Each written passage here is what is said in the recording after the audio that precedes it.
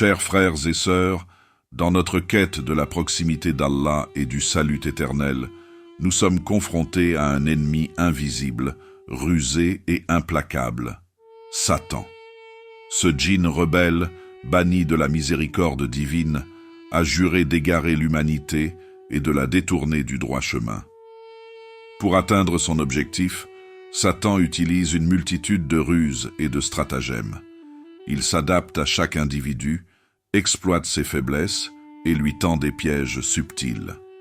Mais l'islam, religion de lumière et de guidance, nous met en garde contre les machinations de Satan et nous offre les armes pour les déjouer.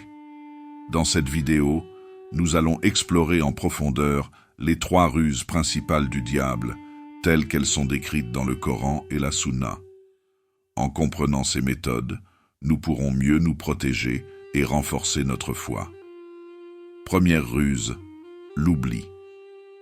L'oubli est l'une des armes les plus puissantes de Satan.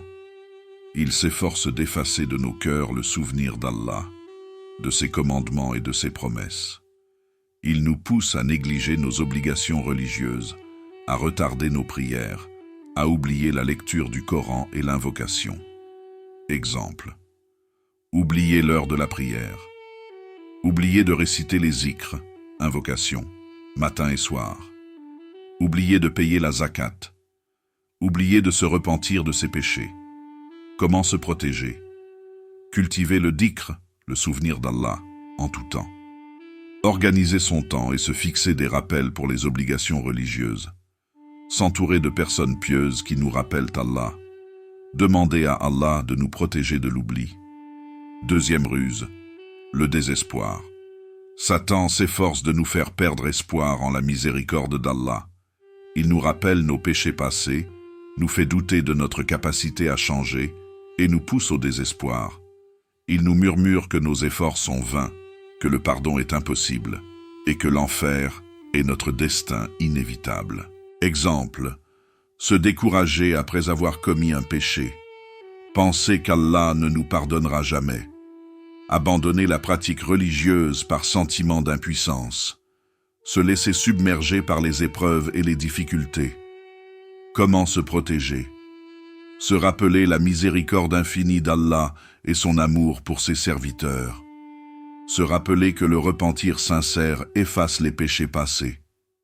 Garder espoir en la récompense d'Allah et en son paradis.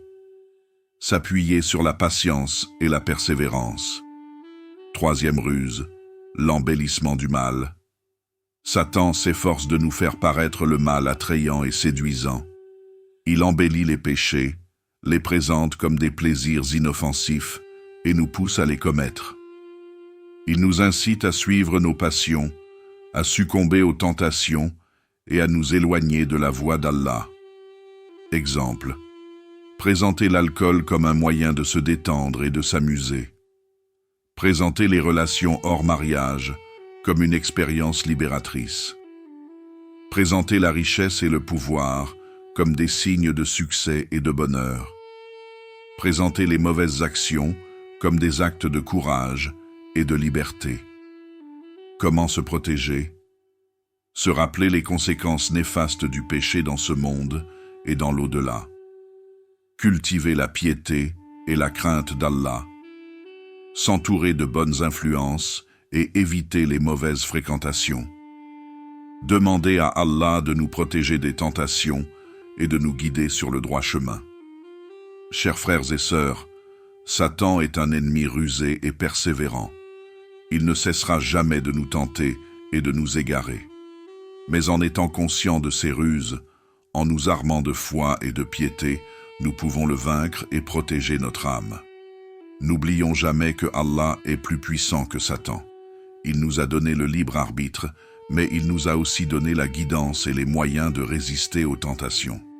Soyons vigilants, persévérants et confiants en la miséricorde d'Allah. Qu'Allah nous protège des ruses de Satan et nous guide sur le droit chemin. Amin.